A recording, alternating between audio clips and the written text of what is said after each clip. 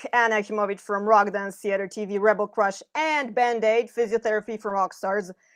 I know, it's a mouthful and it's a handful, but only so that you guys have the opportunity and the moment to do all of the good things. Slap the likes, the subscribes, while I'll just sit back and take a sip of coffee. And you should be probably done by now.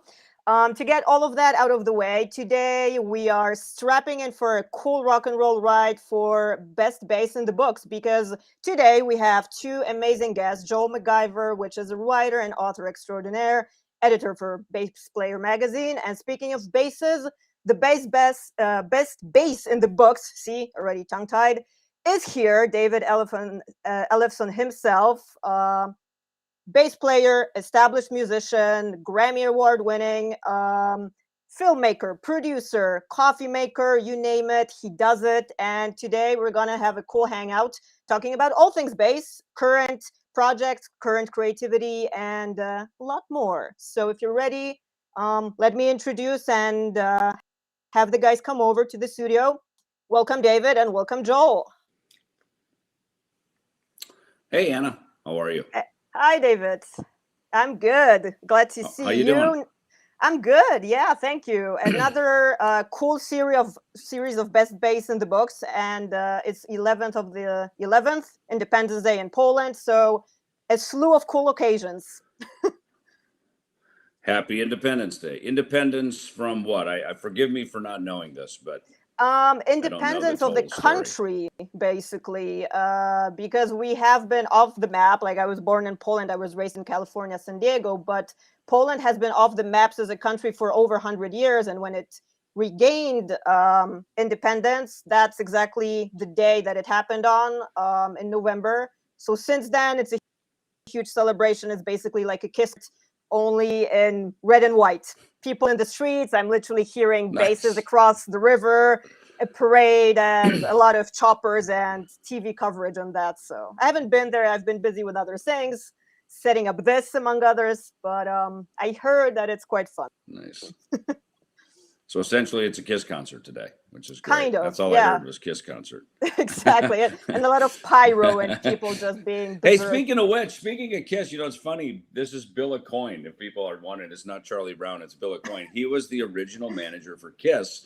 So nice segue, right? And totally. His organization, Roman Fernandez, he reached out to me some years back. They're trying to get Bill inducted into the Rock and Roll Hall of Fame here in America. And I said, absolutely, I'm totally down. So it's me and Nico McBrain, we did a signing at his restaurant in Fort Lauderdale a couple years back. And I remember they came and they filmed some stuff. So they sent me this nice t-shirt. So I figured it would be to plug. Yeah, that's I try to wear all the t-shirts people send me. Yeah, I try to send everything people send me. So I figured, all right, this is one I haven't worn yet. Let me rock the Bill Aucoin shirt. So great opening with a Kiss concert straight into Bill Aucoin.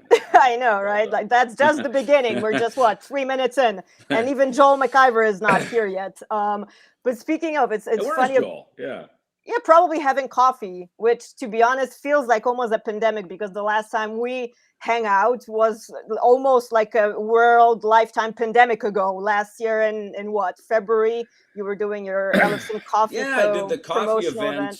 Did the coffee event in Poland, and you stopped down. The Five Finger Death Punch guys were there.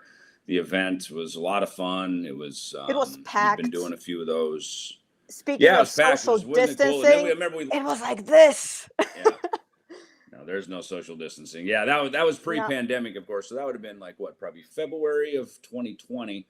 And then I remember afterwards, me and the Five Finger guys, we all bolted over to see Zakk Wylde play. He was doing, I think Zach Sabbath, was what he was doing. So I think so. Yeah, that was that. Hang out with Father Zach. Yeah.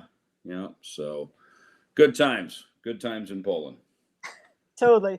Well, now it's a little bit colder. I remember February was pretty cold. Everybody bundled up, but still kind of trying to keep the rock stardom look and not just freezing your butt off, which is hard. The essentials every time I've been in Poland, it's cold. It's always cold in Poland, as far as I know, because every time I've been there, it's been cold. It's like cold and But I did, it's funny. A couple tours back, I remember me and Dave put our bicycles in the boot of the bus. So we'd get to, I think it was in Katowice. We were playing with Judas Priest, I think, and at the arena there. So I remember having breakfast and then getting out and riding the bikes around. That was a fun way to see Europe. Like even just kind of town to town, because so much we're in tour buses and. You're in airplanes, hotels, whatever, trying to always get caught up on sleep. It seems like that's always for me, it's always what in this moment right now, what can I experience that I'm not going to be able to do later in the day? And like, if I'm, in a hotel, it's like, okay, I should get my sleep now, because later in the day, there's no time for sleep. Right. Or if there's a moment to go get something to eat, going, all right, I should probably eat now, because it's going to get busy for the next 4 hours. And you don't want to get hangry. It's a constant countdown, like planning of the day and still having to see something, which of course, I know that myself from tours as well. I always try to get the tourism in, to get the local feel, just check out places, go to music stores, go to venues, all sorts of things, which is pretty much a shame if you don't. I mean, you're somewhere in the middle of the world in a new place, and like hotel to backstage to show, it's all there it is sometimes. But well, they call it a tour, but they call it a tour, but it's not tourism. At least not for us. We're there to do our job and to entertain and melt faces and rock the house. So I mean, look, us taking in the sights is secondary, obviously. To when you're on the road, you focus everything in your day around the energy of the show. So if your show time is say 7 p.m., everything's around that. If you're say the headliner and your show is 9:30, everything around your day is focused at that. And so, when I'm on the road, I go to bed much later. In fact, I remember one time I went to Europe for like a summer, and I remember my chiropractor here in town, we'll talk physio for a minute. So my chiropractor here in town, he goes, the older we get, we don't want to leave our native time zone. So I thought, well, rather than fight jet lag, let me just stay on Arizona time. So I went to Europe, and I basically slept all day, woke up about 4 p.m., went to sound check, and then that was the beginning of my day. Sound check was breakfast, basically, right? Then I wake up, kind of groove into my day, get some workout in, exercise, and then it's showtime, and go to bed like 6 a.m. 5 as if it was Arizona. And, well, that's a very badass way to go about it. Arizona. It's pretty much pushing it like physiologically, because that's one way to do it. But then again, you come back, or you have a certain tour cycle or whatever else planned. Your body and your natural rhythm will knock on the door sooner or later and remind you, hey, you gotta readjust and adapt. So funny. Well, I got home and I was on the same time zone, so I didn't have any problem with it. So is Joel here? Is he knocking I on think the door? he just logged on. I think. Nice. I think you guys know each other, right? David, Joel. We do. Hey, Joel. Yeah, I've heard of this guy. How are you? Yeah, Hi, I think we met a few years ago. Possibly, maybe. Sorry for the late arrival. Time confusion again. No worries. Well, if you read my last email, Brexit, I think, right? and all of the typos and mischievous ways of computers, I wrote "see you in 2 hours." So I was thinking, maybe he took it literally. Well, typos are my a comfortable environment as a writer and editor of magazines. It's all good. It's funny. In preparation for this, I was just thinking back to when David and I did a book, and I looked back. You know how you can look back in your Gmail and you search for a recipient, and it tells you how many emails you've sent and received from that person. I think David and I, we have like 600 or something, right? Going back to 2010.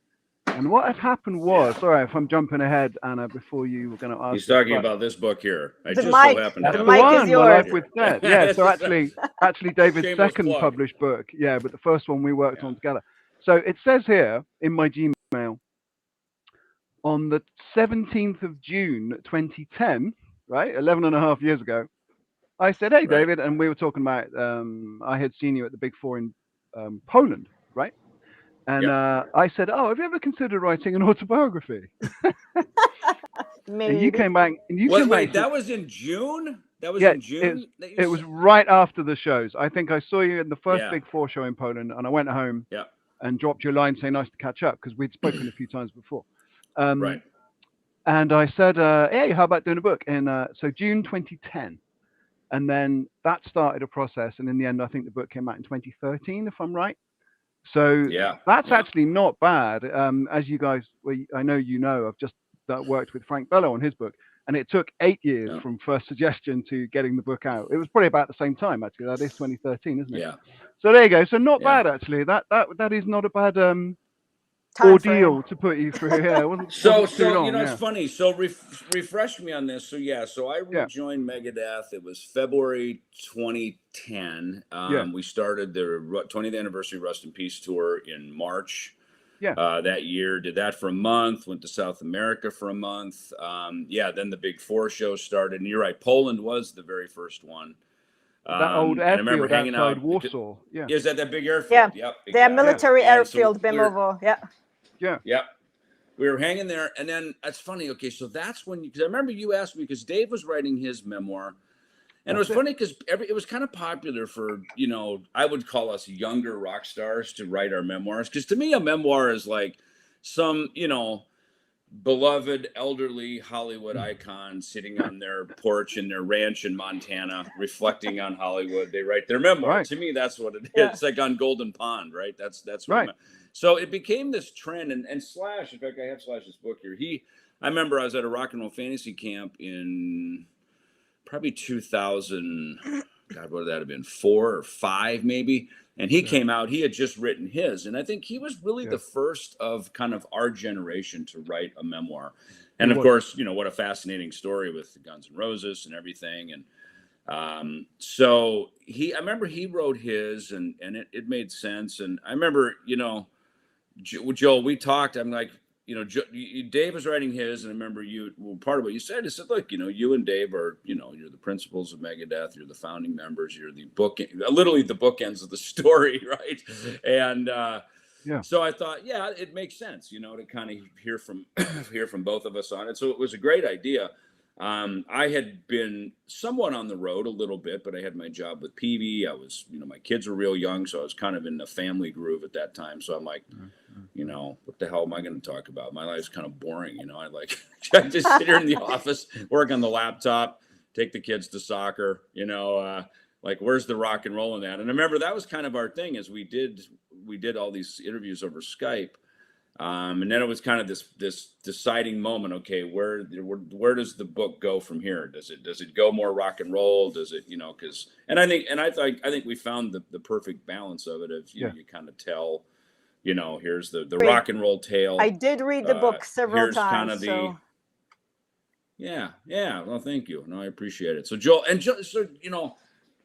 what I remember, in fact, I remember sitting right here at this I remember looking out this window, pontificating my life to you. You would call me we'd make these arrangements to do Skype interviews, and I think because there was no Zoom yet, StreamYard, and this kind of stuff. So I think we did a dozen Skype interviews, and you were pretty pointed about what eras of my life and the band's career and stuff you wanted to talk about, right? Isn't that kind of? Let me just have a look, because I've actually got all the interviews here, and I think we probably did 20 to 30 hours, which doesn't sound like much to cover a person's life, but if you have good recall like you do, and you talk really fast, and we structure it well.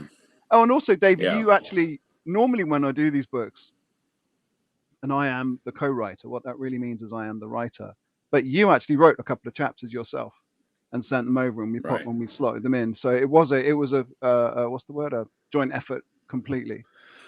Well, and here's the funny thing is, here's the funny thing, Joel. We had done all this work, and I don't know how you transcribe it, but when the first draft that came back to me was written in British English. Meanwhile, it had this very British tenor to it, right? So I'm like, but I don't speak like with someone holding a cup of tea with their little finger with their pinky out, mate. Right, mate. And then whilst down at the pub with the boys in Slayer, then I was like, wait. I remember, I think I came over to see you at the bass. I don't think you were the editor. You weren't, I don't think, at the time, but for Bass Guitar Magazine, which now you are the editor of, and Bass Player Magazine. And I think I remember flying over. I had like 10 hours on the flight. I go, holy shit! I gotta do some rewrites here on this. And it was mostly just kind of straightening it out so that it, it sounded more like me, you know, and so I did, and that wouldn't have been a rewrite of the story. It was just sort of the old phrase. correction. I am completely guilty of this. I'm less guilty of it now, I have to say. I think you were the first American person who I'd written a book with, so that was probably more interesting. I didn't know evident. Yeah, I think I had only done, I'd written 20 books, but I hadn't done someone's autobiography with them before, apart from Glenn Hughes, who's British, right? So that hadn't been an issue, and that was a learning curve for me. And in fact, it's like Siri, you know, she learns your yeah, language. Yeah. It goes from like, fuck yeah, dude. All right, bro. You know, they got to get that. I'm listening. How can I help you? Yeah. She claims she knows. She really doesn't. Speaking in British. And it's interesting because I actually speak and write in a slightly more American English way now than I used to do for that reason. Only the tiniest bit. My wife's always pulling me up because I use an American expression or an American idiom. I don't mean I've turned into someone from Mississippi, right? But I occasionally the odd thing creeps in. But yeah, that was a challenge. Spelling, grammar, and punctuation are all different between the two branches of English. And no, it's interesting. It's fun. And also the cultural references as well. You know, the first book that you were actually working on was a Cliff Burton. It was a biography. It was not obviously an autobiography. That's right. Cliff is no longer here. I think Kirk Hammett wrote the foreword to it. So I remember you had asked me we did some interview for it, or I gave some contribution to it there. Yeah, you did. And you had interviewed me. Yeah, thank you. And you'd interviewed me for various, you know, I guess probably Bass magazine things over the years. So yeah, I first met you at NAMM in about 2005, I want to say, you know, when you were with Peavy anyway. And I went up and spoke to you for Bass Guitar magazine, the British magazine.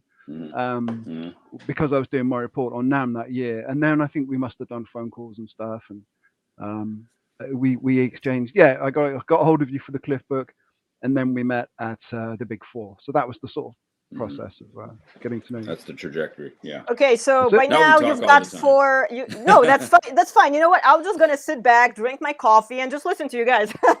You've answered 4 questions kind of already, just like randomly. Yeah. I know you guys are pros. Like I can chill and relax now. It's a national holiday here, either way. But speaking of the writing process, what I learned from Joel, who was here a couple of weeks ago, that quick. So super cool to see you and host you again, Joel. And you, and thank you, by the way. Absolutely. Always a pleasure, always fun. But what was interesting for me that you kind of said that, first of all, you have to be careful what you say and what you wish for, because normally it turns into a book directly. So that's kind of a funny story. 34 books in, that's one thing. But speaking of you both, you, David, are known for a bunch of very interesting trade of collaborations. You and Drew Fortier, you and Frank Bello for your band Altitudes and Attitude, you and Joel with writing. So it's always for me as a creator interesting to ask, how do you guys find a common mutual language where the trade-off is so kind of seamless? Well, you partly answered already, from British to a lot of rewritten American. But in that sense, it's not the easiest and common thing for two creators to come together and find that common voice and speak as one person, or have that similar sensitivity, if you know what I mean. So, well, I'll speak from my side. I mean, take Frank Bello, for instance. So we've got to take, I'm West Coast. I mean, I grew up in the Midwest. He's very New York. So there's, it's like me and Joel were American and English. So New York is almost another country. Forget about totally. it. You know? So, and the Anthrax guys are very proudly New York. You know, we love that about them. But you know, musically, I understood. I think you always kind of try to find the heart center. When Joel approached me, it was, hey, we're actually backstage at a Big Four show. I'm back in Megadeth. There's a story to be told. There's the heart center, right? I'd love to write a story with you. I'd love to tell your life story. With me and Frank, it was, he and I were doing, it was around the same time, quite honestly, we were doing bass clinics together for Hartke. And, I knew that there was when we've been in these big bands for a long time, our roles are defined, and you really don't, there's not much wiggle room in them. And that's what makes them great is, when you show up and you see Anthrax, Iron Maiden, whoever our favorite bands are, Kiss, you know, there's a role, you know, Gene Simmons isn't trying to play drums. Paul Stanley's not over there trying to play the bass, right? There's roles, and that's what we want to see. And it's very important that we stay to that.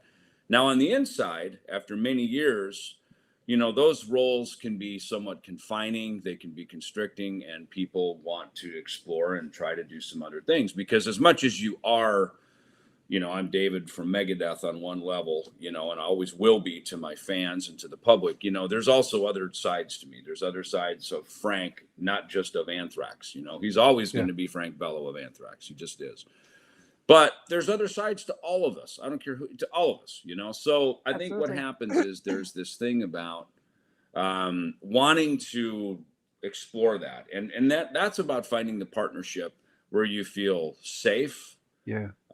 You feel excited, you feel inspired. And I think all of those things come into it, because when you're creating with somebody, you're really, you know, you're kind of dropping all of your inhibitions about that. You know, you really need to just kind of be able to, again, feel safe, more than anything. So, with Frank, you know, we talked about it. It was actually I kind of proposed the idea of, hey, why don't we write some songs? So we got some original music to play at our bass clinics. And then when the Anthrax came through, they were going through the U.S. on I think the 30th anniversary of Among the Living. They played here in Phoenix. So I drove down, picked them up at the hotel. They had a night off here. We came up here, had some nice pasta at the house, as a New Yorker would. And we sat in my living room with acoustic guitars and started.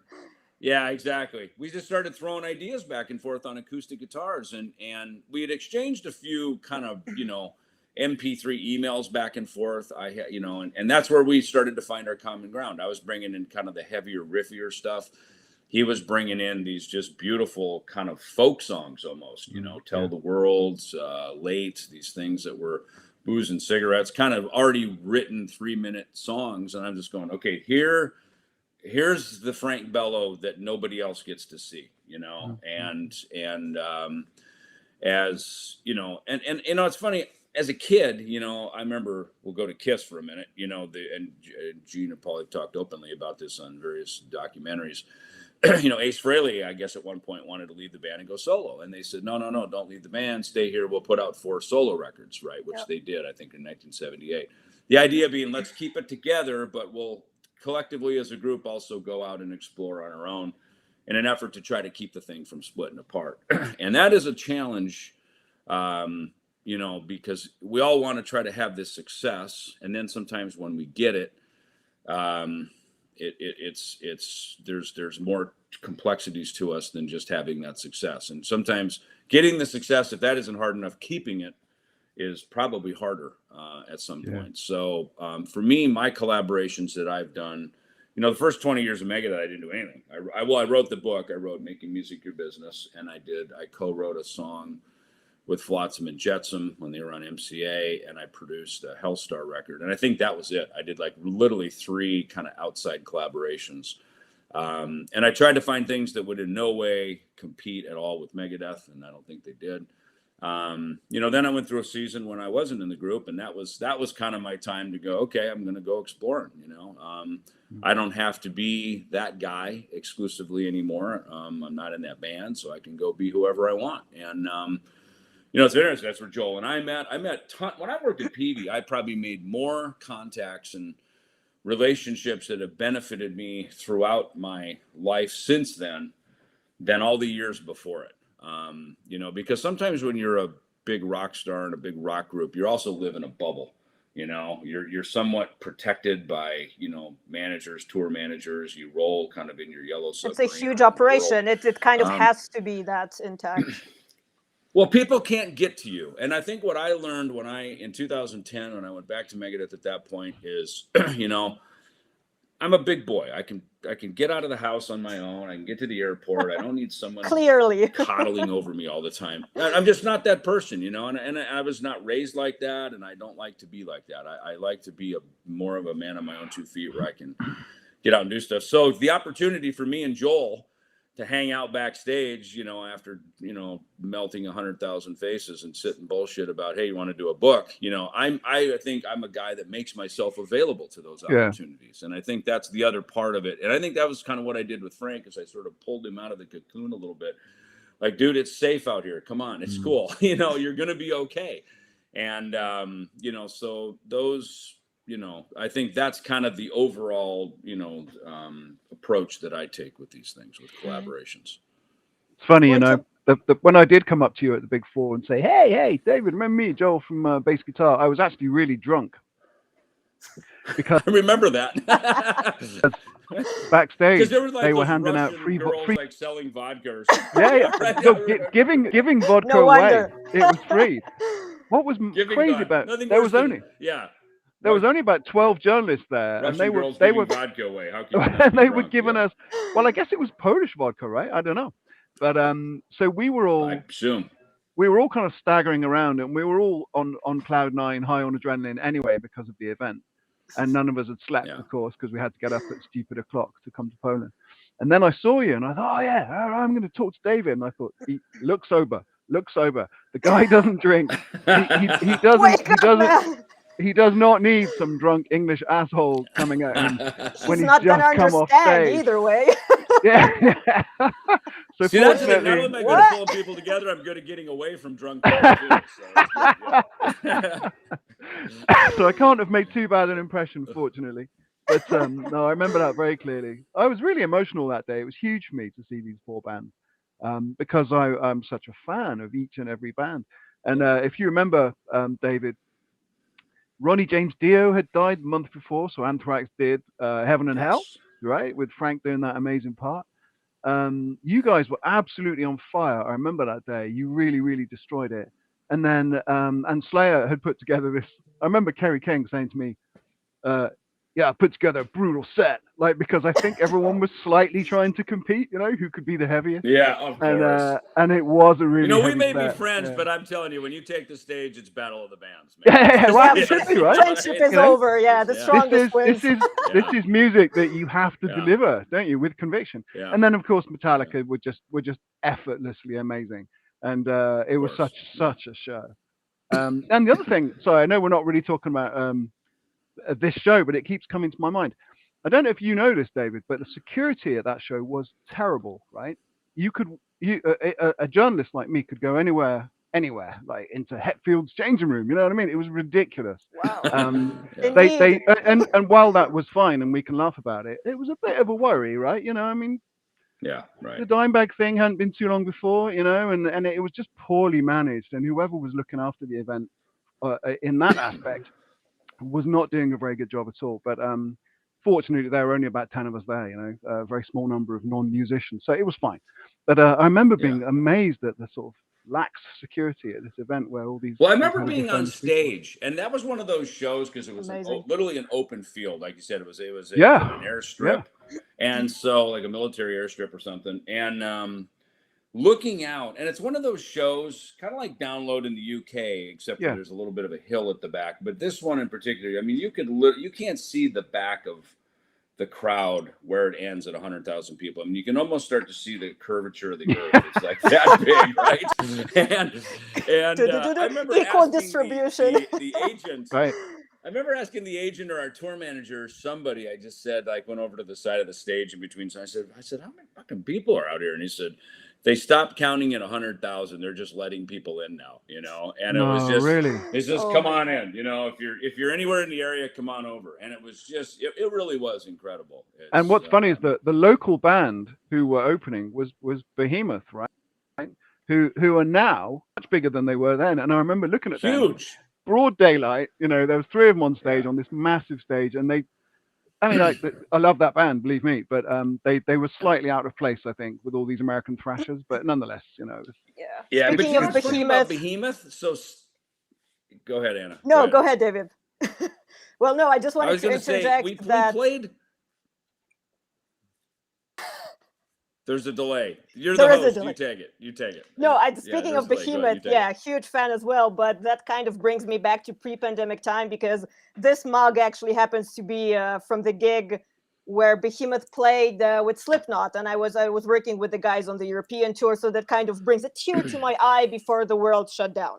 That's all I wanted to interject. Just last year, early 2020. Yeah, early 2020, Yeah. first week of February, literally. Yeah, so. I took my son to see that show in London, and it was amazing. There had never been a death metal band at that enormous venue, which I think was the O2 Arena, right? Full power. And, it was most O2 arenas, yeah, and Ergo arenas over here, yeah. No, it was amazing. Awesome. I mean, two great bands actually. Yeah. But yeah, just before the Behemoth. pandemic. It's funny. I knew of them, and it's funny, Joel. I completely forgot, or maybe even unaware, that they even opened that show that day. It's funny, when we were flying to Poland, I remember being on the airline. I think we flew from Ireland. I had just kissed the Blarney Stone, right? I'd gone up. Cool. Me and Dave went out, did some sightseeing, and I did the Blarney Stone, and the night before, Metallica called a dinner of only the band guys, no security, no techs, no managers, just the band guys. Robert Trujillo it was like this secret, like a mafia restaurant. And there's Robert out there, like, hey, come on in. Cars pull up. He's the host. He lets us all in. It was just super cool. I mean, it was just goes to show the class act that those guys are. Because usually the band dinners at the end of the tour, oh man, sorry we didn't get a chance to hang out. I wish we would have had more time. So they did it up front. They know, and so we got the whole break bread hangout time up front. It was great. And as I understand it, right, the table layout was deliberately designed to split the bands up so everybody got to know everybody, right? Totally. That's clever. That's clever thinking by Lars, nice whoever thought of that. Yeah. It was like a heavy metal mixer. You know what I mean? It was like everybody got to hang out, and I know. I remember Dave said to me, he said. Lars had come in. He goes, David seems very well spoken. And to which Dave replied, he goes, well, he did just kiss the Blarney Stone this week, so he gave the credit back to Ireland. But I remember flying over. That thing was frightening because you got to be on your back and you got to go up and can you imagine kissing the Blarney Stone now with COVID? It's like, what the hell? Do you have a mask? Maybe not a good idea. Sanitize. But I've always wondered actually. So at that dinner, I think you probably had 17 musicians if there's 4 bands and no one else. Who did you know least? I know you know a lot of them. Who did you get to know that night that you hadn't known before? I probably knew James the least, and he's probably the one I know the best now. We got some hang time, and which was, we did some shows with Metallica in 1993. And I remember it was kind of we played it was the nowhere else to roam tour for them. Just they played everywhere on planet Earth. And we did Milton Keynes. With Diamond Head opening, right? With Diamond Head, yep. Then we did a few shows in Eastern Europe. And it was weird because, Slovenia and Slovakia had just become countries, I think, right? Yeah. Or Slovenia. Because I remember they still had Czech money. And they had just put the little stamp, like a sticker on it that said Slovenia. I assume that might have been the country, unless it was Slovakia. Right. So Czechoslovakia, was a country together, and then they split it. Czech and Slovakia. I remember that problem with the currency. And what was interesting then is Suicidal Tendencies opened the show. So it was Suicidal, Megadeth, The Cult, Metallica, and Robert Trujillo was in Suicidal Tendencies at that time. Cool. Jimmy DeGrasso was in Suicidal. So it's funny how Jimmy came into Megadeth some years later, and then Robert went over to Metallica. Wow. Those are kind of where, again, you make friends with people, and but it's funny. Kirk was just at the Mega Cruise, the Sail Away party with UFO at the Avalon, I guess it was, in Hollywood. We did the Sail Away party there. So Kirk was there with his new Les Paul that he carries with him everywhere. I don't blame him for the amount I heard he paid for it. Yeah. I think it's Peter Green and Gary Moore's Les Paul. So, it is, yeah. So he was there. And of course, I've seen Lars a ton over the years, so those guys are great, man. It's just speaking of Les Pauls, gentlemen, have you seen that the Les Paul original #1 prototype has went for auction probably like 3 weeks ago for $900,050, which was pretty interesting. The gold top. I wonder who got their hands on it. It'll be almost certainly a Japanese collector. Or John 5. And it will hang in a cabinet for the next 20 years, and then it will be sold again for 3 times the value. Or maybe not Japanese. It could be somewhere, but it'll be in a cabinet. I think no one's going to play it. No.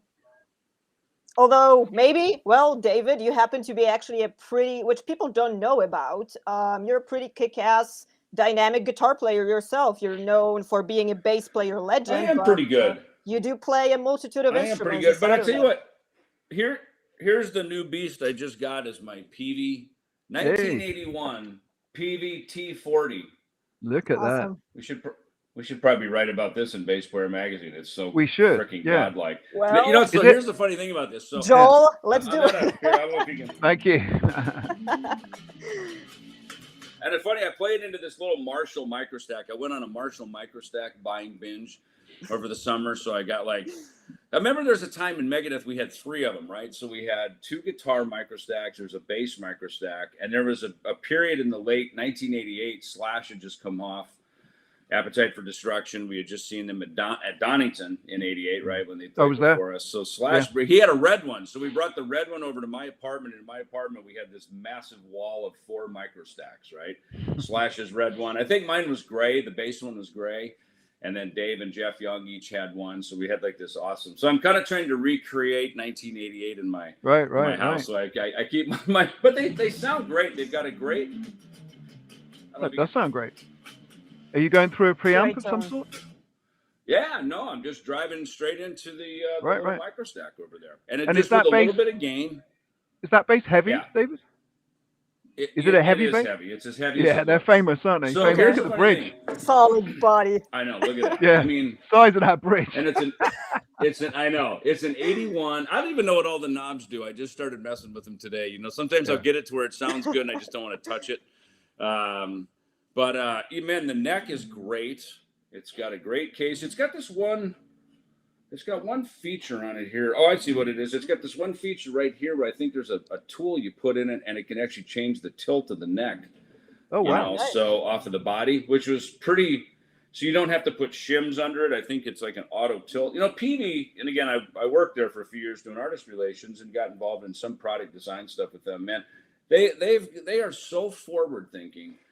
And have so many awesome patents on great products and things that we don't even know about, like PA systems in airports. Like when you hear like Flight 92, like that, they have here in Phoenix Sky Harbor Airport has a PVPA system in it. And it's this real high-end technical, ready to rock system. out. Yeah, there's this whole other system. So I did an interview 2 weeks ago with John Taylor of Duran Duran. And he still remembers how you hooked him up as a PV artist, David.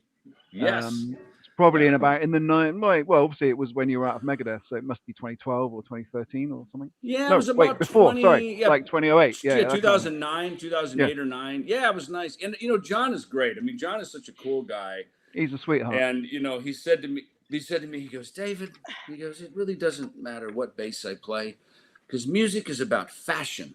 Right. And I was like, fuck, I love this guy. Because I do the same thing. I'm always like, which bass should I wear tonight? The blue one, the gray one, the silver one. It's like a watch. I don't know. Hey, he's right though. The elegant one. Even the black one. It's very fashion. So it's very fashion driven. I'm sure a lot of people are playing fan frets nowadays.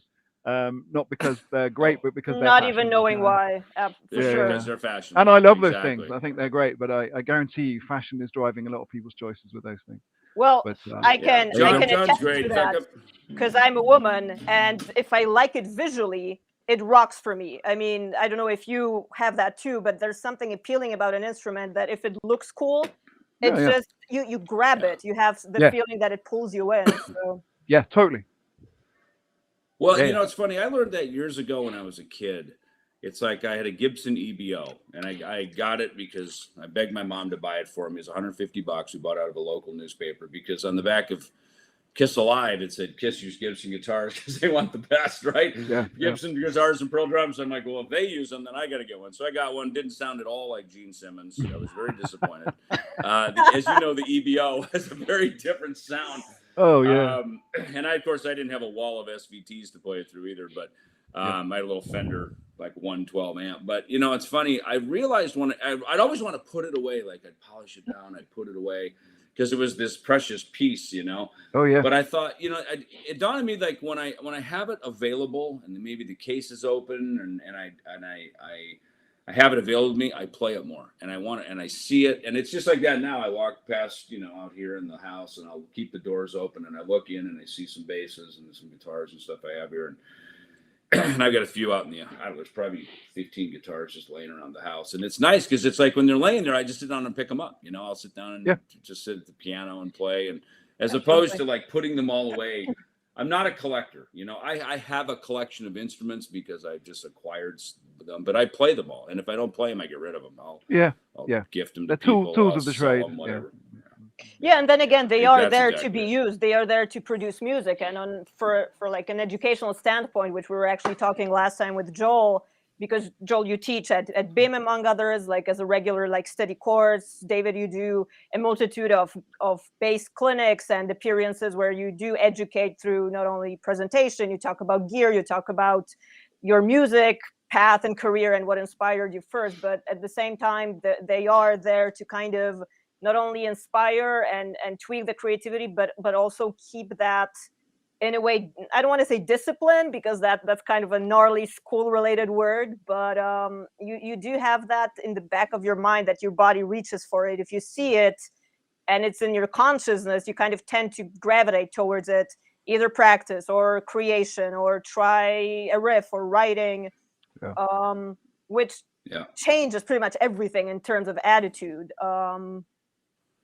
Instead of just being in a case in the back of the closet, huge deal to dig into, you're not really kind of feeling it, it's a hassle in itself. So I completely agree. I think that's kind of the way to do it, to have it within your parameter and your environment, because you never know when inspiration strikes. Now with that said, I do have a storage unit that I want to do storage wars with, like 50 grand, it's all yours. And there's some good stuff in there. There's guitars. There's some guitars Marty played on the Countdown to Extinction record. Like I'll take all the, well, maybe I'll even leave the kids' baby clothes in there. There's stuff, you know what I mean? I'll take my tax records out of there. But other than that, it's all yours. Just write the check. I don't know if you've seen that, Joel. It's an I know it. Show. Yeah, it's called Storage Wars. You kind of get like what, 5 minutes to rummage through it. And they sort of give a price, and they bid it up from there. And it would be worth every bit of that, especially if you're. Why not? That would be a gold mine. Or a collector. Yeah. That could be a jackpot. 100 grand, Yeah, 100 is a round number. A lot of good history.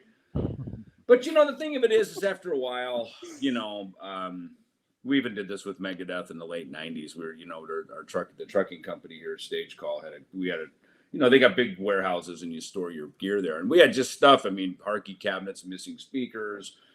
That BC Rich Mockingbird I played in the P-Cells video didn't have any electronics in it. It's just laying there. It's got dust and dirt on it. Cleaned it up. We fixed it up, put some electronics in it. A fan bought it, and he, I think Dave McRobb bought it, who still works for Megadeth. He does fan club stuff, and I remember him telling me the story. Then I think he sold it to a guy, and that guy put it in the Rock and Roll Hall of Fame, and it was the very first piece of heavy metal memorabilia at all in there. He was so pissed at the Hall of Fame that there was no metal in there, so he put that in there, which I was honored because it's obviously a piece of my legacy. So someone is asking me this week, are you mad about not being in the Rock and Roll Hall of Fame? And I said, actually, I kind of am. So I'm good. I'm already in there, Well, I'm up for your nomination. I think would be rightfully deserved. You should be pissed because you deserved it. Your legacy is huge. No, in the positive sense, like. Let me reframe that. I'm not pissed. I'm already in there. That was what I meant to say. So it's I'm good with it, and it's but there is that kind of, and that's why I've got a collection of stuff now. And after a while, you just guitars and things you don't use, you haven't used them, and it's like I don't need to bogart them and keep them. I'd rather pass them on to someone else. Let them use them. I tend to pass them on to the kids, or the kids take them. Right. I have one of your basses here. I have one of your Jacksons here, kids? David. Just the import model, but the import model is a really good one, that Indonesian bass. And the import's really good. Hey, did you review these? These are the little ones. I have a couple here. Yeah, I love them for comparison. So the bottom It's one is 28 inch scale. Yeah, so I have both of those. And my son has taken the big one up to his bedroom, so I'm left with the small one. But yeah, I love playing it, man. It's unbelievable. It still kicks ass. It's a killing machine. It's like $200 or $250. It's easier on the back too. Trust me. You know. Oh, Speaking of and physiotherapy. also you get really used to the scale length as well. The scale length becomes very comfortable very fast. You know. You know what? I took this in the studio. And I plugged it into a big, an Avalon through an SSL. And I tell you what, the freaking low end on this thing is great, man. That string, the low E string, sounds amazing. It's like a big, warm, pillowy bottom end. It's a passive instrument. And, most of my other stuff is active. But this thing really has a great sound to it. So was this your idea, David? Sound. Did you suggest this, Jackson, then, or did someone else come up with the idea? I wish I could take credit for it, but I did not. I didn't suggest it. But it's. I consider it kind of the little brother to my big guys here. I wished I would have come up with it. They can't keep them in stock. No. They fly out the door at the price they are. What happened was I got sent that one, and also at the same time, Fender, who owned Jackson, sent me the equivalent P bass, a really small one, and I reviewed them side by side in Bass Player. And what struck me was that the P bass was absolutely not up to the standard of the Jackson for some reason. I don't know why. It just didn't work. Right. P bass needs to be full size, I think. Whereas that little nifty thing just sounded so good and played so well. Maybe something to do with the neck. Maybe on a P bass you need a big baseball bat neck. Maybe, I don't know. But it just didn't feel right. Well, it's funny. Yeah. For instance, so we've got the Steve Harris bass. Hey, there you go. With flat wounds. In fact, I did. I put D and Dario flats on it. I had. Yeah, you have to. I went to that storage unit, the $50,000 storage unit, and I found some D and Dario strings in there. Yeah. So I'm like, I better use these before they just get. Yeah, they don't totally sound like Steve, and you got to play like him, of course. I don't know how he gets his tone. Currently. There we go. Yeah. These when you look at the size of his. Yeah. The size of that body versus the Jackson is slightly smaller and always has been. And it's one of the things I liked about the Jackson, and that's why I started using it back in the 80s. Yeah. Was it was just slightly smaller, and I'm 5'9", so I'm not like a big bass player guy. I'm kind of a smaller bass player guy. Steve's even shorter than me, I think, and this thing is heavy. Here's an interesting story. Did you know this? Michael, Steve's tech, told me this. And I assume this is probably kind of knowledge a little bit, but there was a period, I think his basses are from 1972. And there was a period in Fender's history where they couldn't get alder wood, right? Which is normally what a body of most Fenders are. It's alder or ash, right? Yeah. And so apparently his basses, and in that main one, they had to make, for 6 months, they had to use the only wood they had, which was maple. So they made all the bodies out of maple. Wow. And that's why the bass is so heavy and why it has that sharp sound. I hope I didn't just give away his entire secret of what he does. No, I think this is known. You're okay. Yeah. This is known. Okay, good. Yeah, I'd be okay. Spoiled the Steve Harris tone recipe of a god. But yeah, so isn't that interesting that just out of default, and actually, they had to. And he's a little guy, and so it's to have the size and the weight of that bass. But a maple neck, fingerboard, maple body is a super bright sound. Yeah, right. That would explain that the maiden sound of the bass. Another thing that I just learned recently, and again, this is anybody watching this who's not a bass player is going to be totally bored. Sorry, but it's an interesting little fact. Now, I always struggle with flat wounds. I can only ever get that Jameson tone out of them. I can't get any other useful sound out of them. But I was talking to Gail Ann Dorsey, Gail, the bass player who played with David Bowie. And I don't. Yeah. Oh, she's amazing. You've got to check her out. She's Lenny Kravitz's bass player, right now. And he suggests that she uses flat wounds on her basses, even though there's a lot of thumping and plucking in his music, right? So she showed up to the gig and said, how on earth am I supposed to do all this stuff on flat wounds? And he said, just go for it and you'll do it. And she said, to her amazement, you can do all that on flat wound strings. You totally can. Yeah. If you want a bright, glassy, percussive sound with loads of top end, you can make it happen. You just need to have the right fingerstyle technique, I guess. But I can never do it. I don't have that skill. But that first Gibson EBO that my mom bought me, it had flat wounds, and that's part of why it didn't sound like Gene Simmons. Oh, well, now it explains that, the disappointment, probably. Yeah, most of the big rock and roll tones were, especially Roto Sound.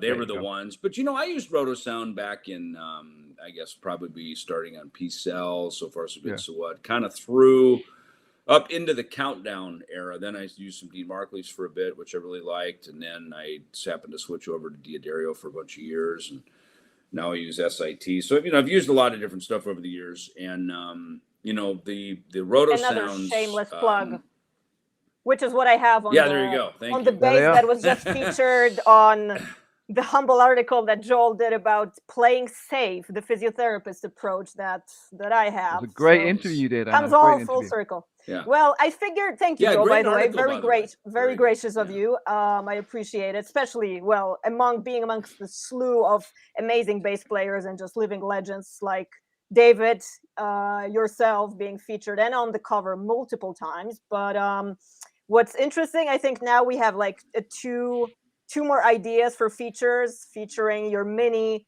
Jackson, David, and also doing a playing safe part 2, talking about, let's say, spinal injuries and size. Yeah. Does size matter? What can we manage in terms of minimalizing, injury and stress of the human body, which the more in action, the more it gets worn out, just like kind of shrinks. So management is crucial, I think, in that sense. Mm-hmm. So it's interesting you talk about playing safe. Last night I went with a friend of mine. He's actually a professional chef, kind of a celebrity chef of sorts. And he's also my punk rock buddy. So he's about a year older than me, comes from New York. So he kind of grew up in and around the punk rock scene that I would read about in Cream and Rock Scene magazine as a kid. Everything from Patti Smith to Blondie and the Ramones and that kind of Alice Cooper era when he lived back there and stuff. So went to go see Elvis Costello last night, which is not a show I would normally go see. And to see his bass player played both a Fender P and an upright bass. And I was very impressed with how much Elvis's guitar work, he's got like kind of a James Hetfield right hand as far as really anchoring the sound of. I didn't think that his guitar was that prominent. I thought he'd have another guitar player and he'd just be kind of up there singing. But his obviously a much cleaner sound, but really him and the drummer drove the whole thing. And I mean his rhythmic and capabilities and his timing was just incredible. So it was cool to see something like that. I would have, and then see someone. He kind of does his Burt Bacharach thing. He does reggae, some even country, and of course his kind of pop rock stuff. So I was very impressed. So it's fun to go see something off the beaten path like that, and inspired even. Yeah, you told me something really interesting the other day. Like when I spoke to you for bass player last week, you told me that you had picked up some picking hand influences from Al Di Meola, which I'd never thought of before. That was I heard of that too somewhere amongst interviews. I think it's amazing. Yeah, Al, and in particular that lick on Hook and Mouth. Just I have a pick here. It's this one. My tone's not really on the. Let me sing it. Then this.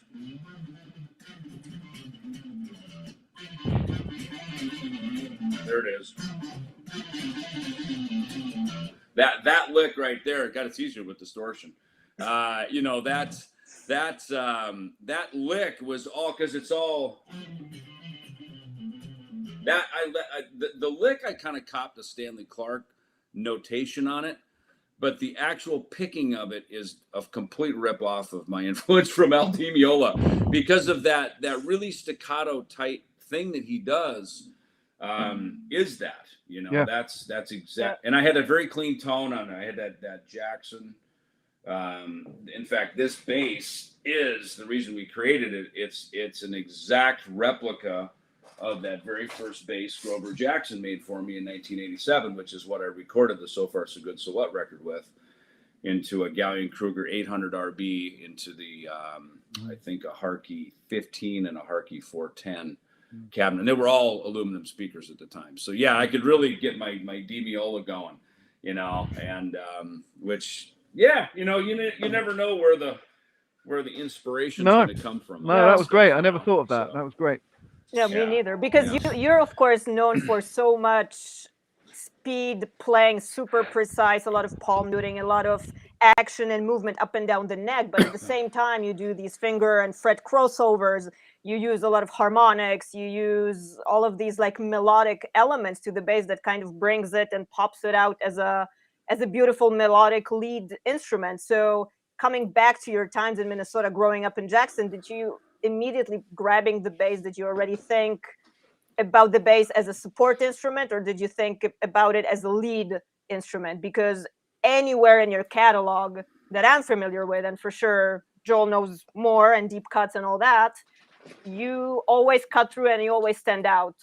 And it's always like a lead instrument. It's not a background support whatsoever. So it's interesting. Did you think that being like age 10, 11, 13, whatever?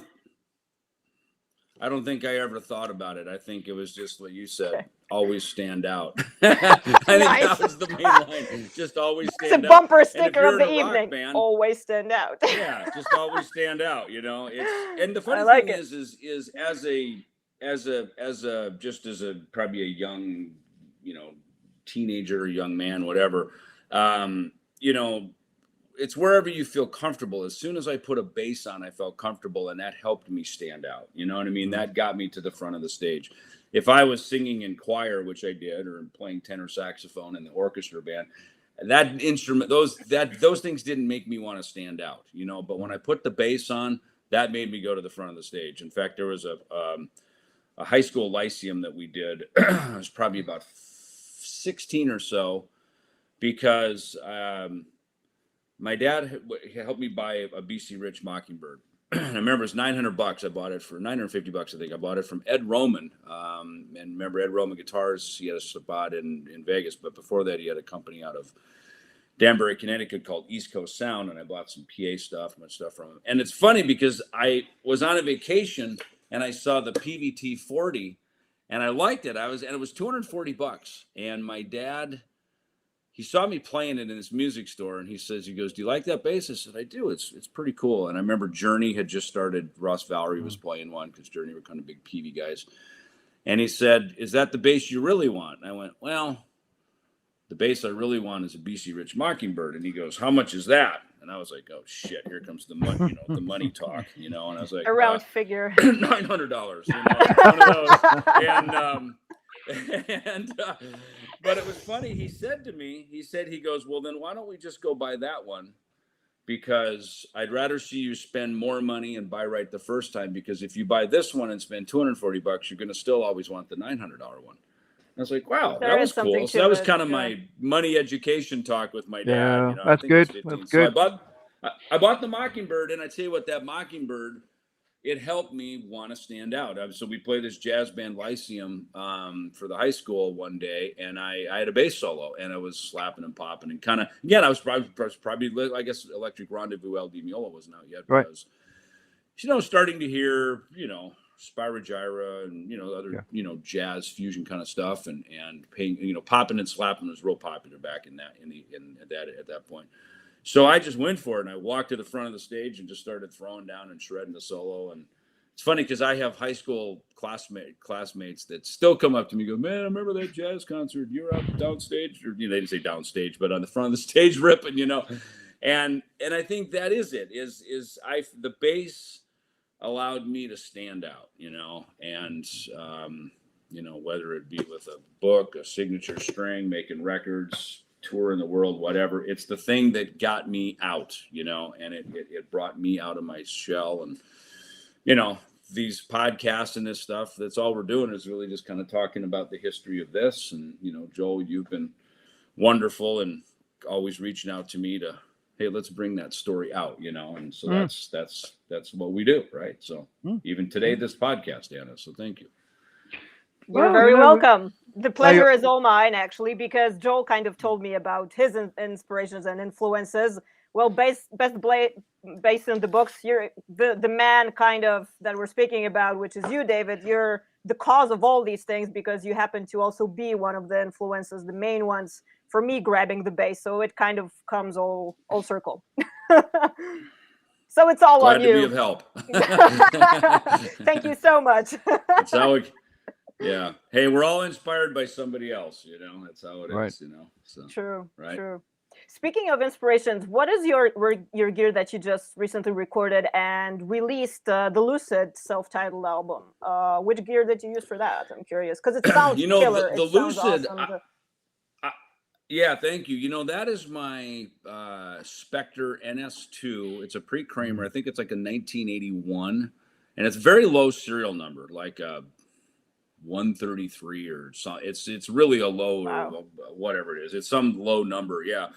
I bought it in 1992. You know, started to make a little money with Megadeth by this point, Countdown to Extinction, and I started. You know, I was getting free guitars from Jackson because we were endorsing their products and they worked well with Megadeth. But I thought, you know, I want to kind of get a collection of other things. I was starting to write and do some things with other people behind the scenes, and I realized, you know, you kind of need a P bass, a jazz bass, you know, maybe Gibson wasn't really in vogue at the time, but just different stuff. So, and I always liked the Spectre. I love the look of it, and it has a really just original character to the sound. They really nailed all of the elements, and especially for playing hard rock metal music, it finds its way through the wall of guitars, you know. And so I bought this one from this guy from Israel.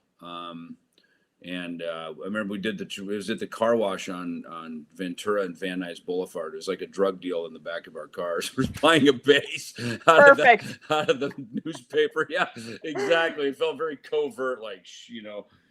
But so well, you've made a good deal and a good use for it, obviously. Yeah, I mean, I think I paid $1,000 or $900, $1,100 or something for it. It was, you know, it's kind of a lot at the time, but you know, now it's you know, relatively priced. But I tell you what, I couldn't find a place for it, and I finally used it on the Megadeth Cryptic Writings record. Most of that record is cut with that bass, and the 5-string stuff I used a modulus. It's a one of a kind that has a white fingerboard on it, phenolic fingerboard. Wow. And yeah, so I think I did pretty much all the tracks with those basses. And so again, this Spectre just kind of sits there. Me and Frank Bello, actually, our Altitudes and Attitude record, Jay Rustin has an old Spectre NS2. I think it's Marty Fredrickson's bass, who plays with Lita Ford, and I think, right? He's a songwriter. He's got one there. And speaking of strings, it has these really dead round wounds on it. And it sounded fine when every time I'd go over to Jay's studio, me and Frank would meet there and we'd record a few A&A tracks and it sounded good. And one day the strings just kind of reached their expiration date. And I'm like, man, I'm struggling to pull notes out of it. Like they're just dead, you know? So I changed the strings. And I ruined the tone. I fucked the whole thing up. And I was like, oh man, can I put the old ones back? And you know, now it's never really the same. Too late. And so I learned my lesson. I ruined poor Jay's great studio bass. But wow. But on sorry, Jay, sorry about that. But on the Lucid record, I just brought that over. I plugged in. I think it had a set of D'Addario strings on it that had been on it forever. And I just plugged in and plugged it. I don't know, you know, just a DI into the Pro Tools, and it freaking sounded great, you know. And it just kind of had all the right elements. And you know, sometimes I'll bring a few basses with me, and other times I limit my choices. You know, it's like this seems like a P bass recording, or this sounds like most of the metal stuff. I'll use a modulus because they seem to get right in there. But that Spectre, in fact, I just loaned it to John Aquilino. They're cutting a new Icon record, and he was so blown away by it. He goes, "Dude, can I please borrow your Spectre?" So yeah, this of course. So. Have you ever, David? Have you ever investigated Ernie Ball? Ever going to Stingray basses? You know what's funny? You mentioned that. I actually bought one of these, which is a cheap Music Man. It's the Sub. Yeah, I know it. So, and how I came up with this, I think it's the Sub. Yeah, it's the Sterling, right? Yeah, the Sub. Yeah. So I was on a little solo tour, 2018, went into the studio at night in Tampa to record. And I think in Bass Player Magazine, I had just seen you guys review these. Yeah. And lo and behold, the guy had a 4-string sub. I go, dude, I freaking just saw those. And I picked it up. I plugged in to cut the bass. It was the song, I think it was the song Sleeping Giants that I put on my first Ellefson solo record. And it sounded so good. I was like, oh my God, this thing is. So I came home and I bought 2 of them. I bought a 4 and a 5. For the right and the left hand, like Michelangelo. Yeah, exactly. And the thing of it is it's, as you know, it's not as swank as a full-blown USA, $2,500 Stingray. No. But I will say, when I did the Ellefson No Cover record, we were doing the Bachman-Turner Overdrive Not Fragile, which opens with a bass line. And it, to me, fucking like so iconic. I mean, it had to be perfect. I think I went through 5 or 6 basses. I tried the Steve Harris bass. I tried some of my Jacksons, and none of them had the right tone. So I picked this up, and it just had the right. And it just, I know you probably can't hear it because I'm not plugged in, but we hear it in our imagination of the album. And I've got distortion on this one, so it's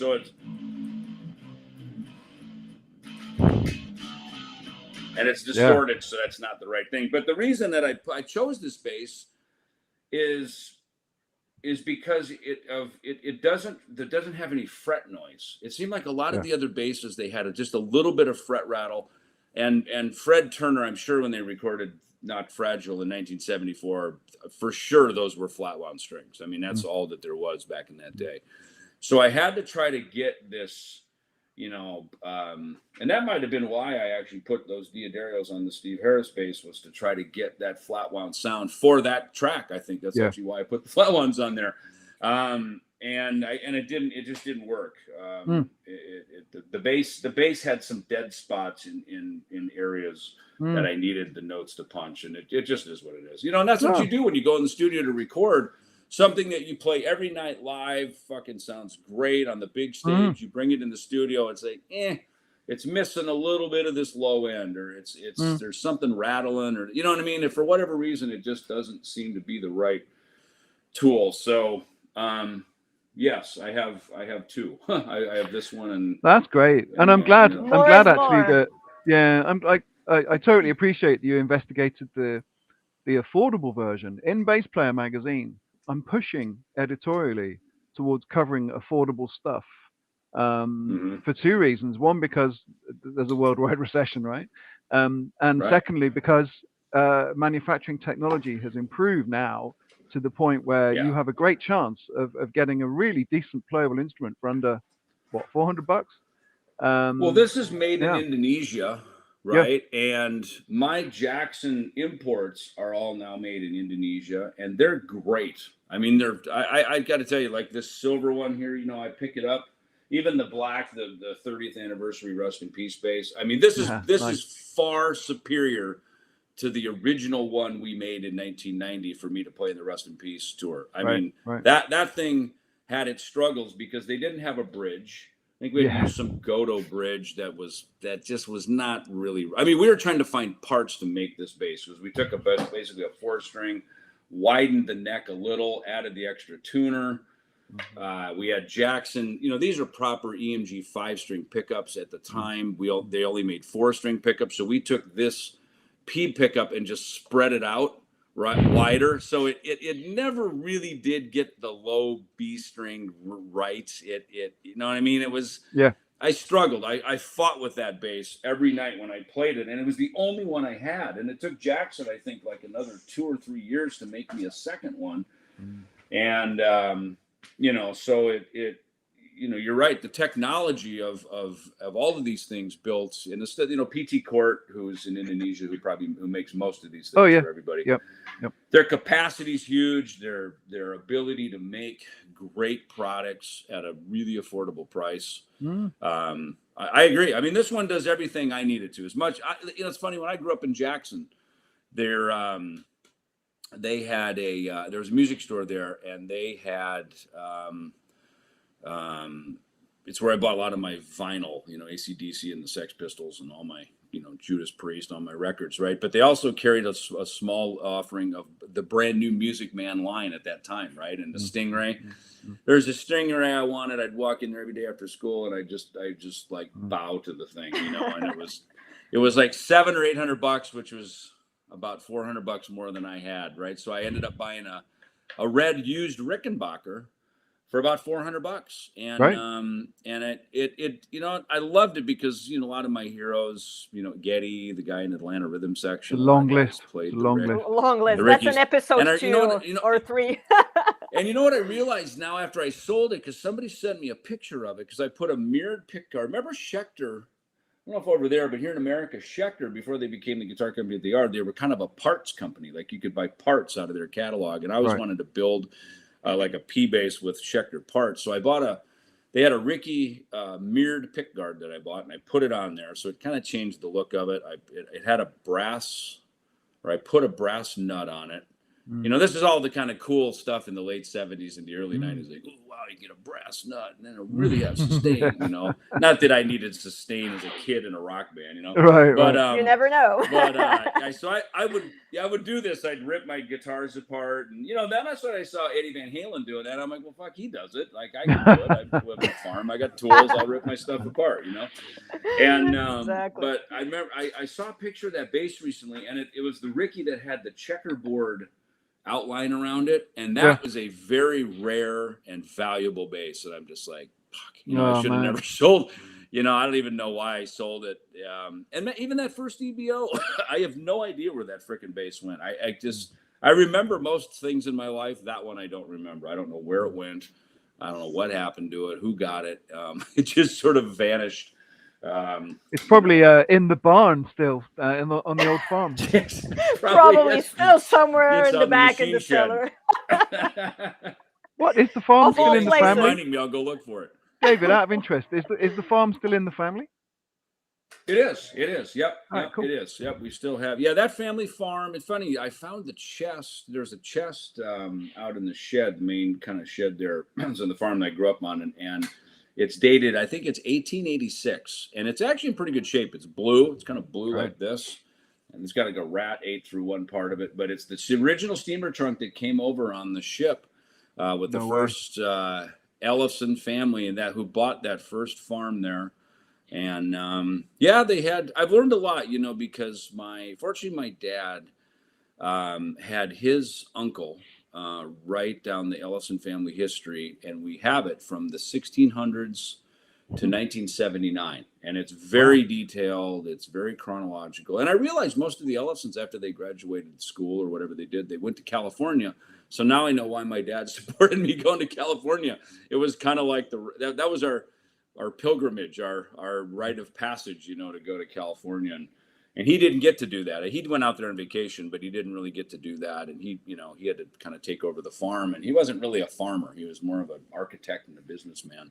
So he kind of had to take over the farm, which is why I get it. When I wanted to go rock, as much as he certainly didn't like thrash metal or appreciate much about the lifestyle, he certainly was like, go west, young man. Go find your passion. You have a dream. Your older brother's going to take over the farm. Go rock, go do your thing, So I'm very lucky with that. But thanks for asking. Yeah.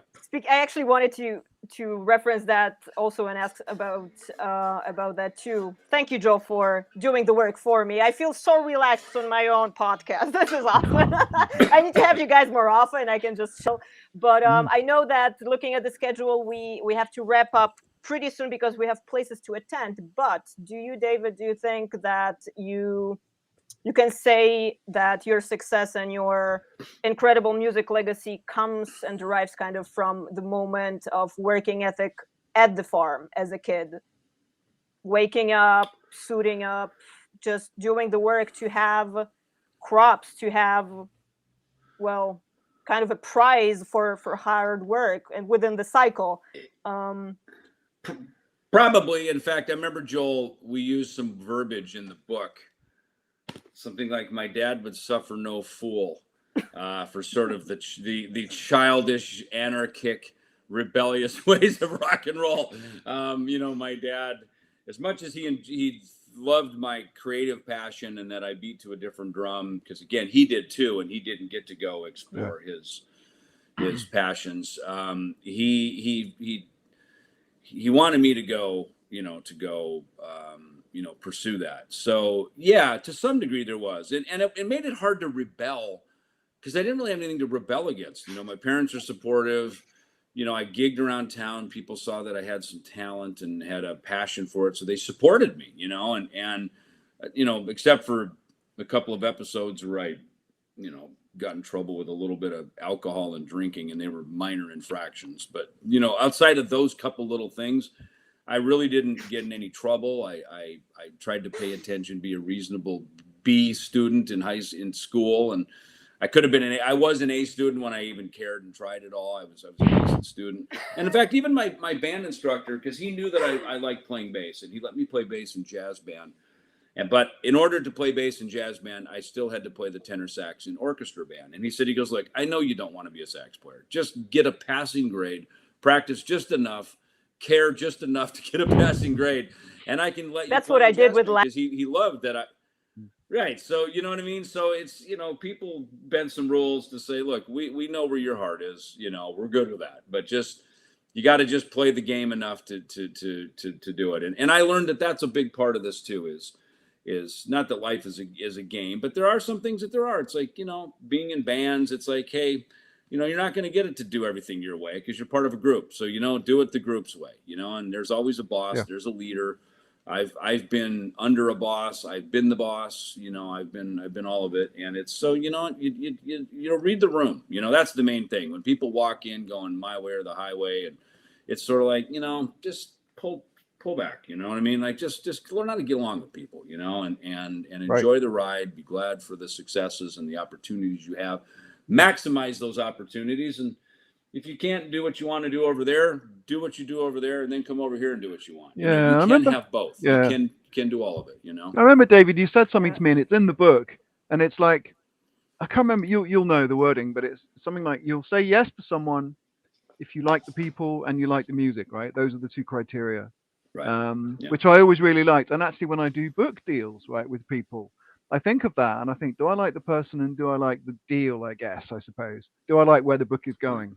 And once all that is in place, then really it's a smooth process, right? But you have to have those things. Because something like I think we talked about, every time I made a music thing about money, there was never enough money, and I certainly never liked the music. You know what I mean? So it's sort of like, if you enjoy the music, and for you probably the book, if I enjoy the creative process here, okay, maybe there's not a lot of money in it, but I really don't care because I'm really digging the hang. And the story's freaking awesome. Like, I can't wait. So I've learned the bills somehow have always been paid, and it's just say yes, suit up, show up, get in the room, bring your bass, be in tune, be on time, look your best, play your best, be your best, and walk in with your best attitude. And somehow, every gig is an audition for the next gig, so how you handle coming into a gig is important, and sometimes how you handle leaving a gig, because gigs don't even last more forever, so. and it's important.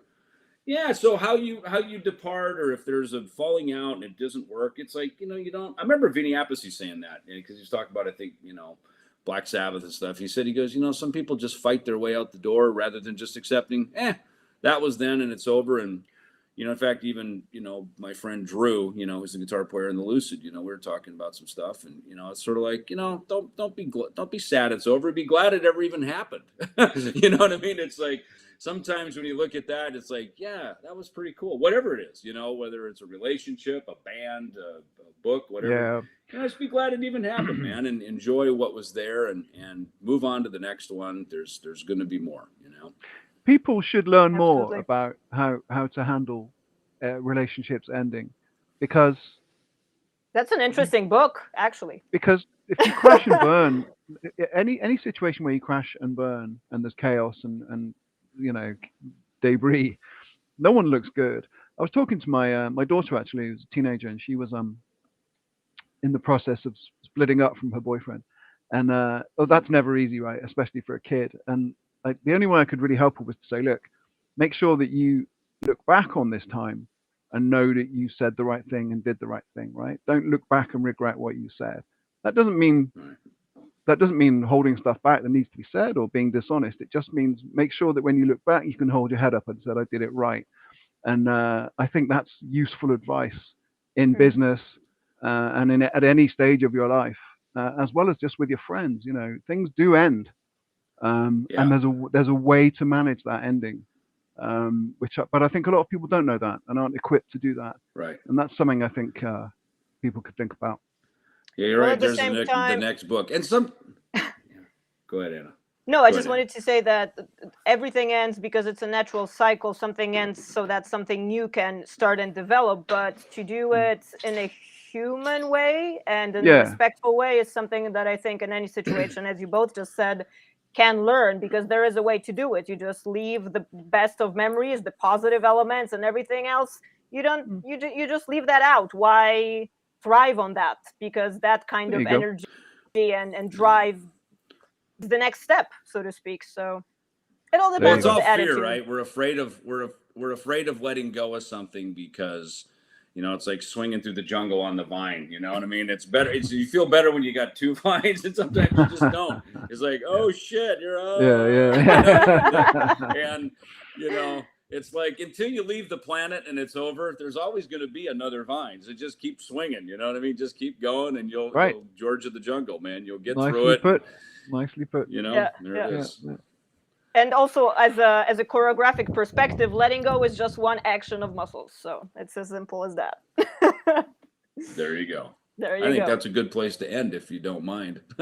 No, gentlemen. I mean, I could listen and hang out. And speaking of ending, all things come to an end as well. But I could easily do a part 3 and 4 and just listen to all of you guys and all of the history and amazing insights. Gentlemen, thank you so much. Guys, thank you. You're welcome. Thanks, watching and tuning in, the one and only Joel McIver and David Ellefson. As always, stay tuned, and until later.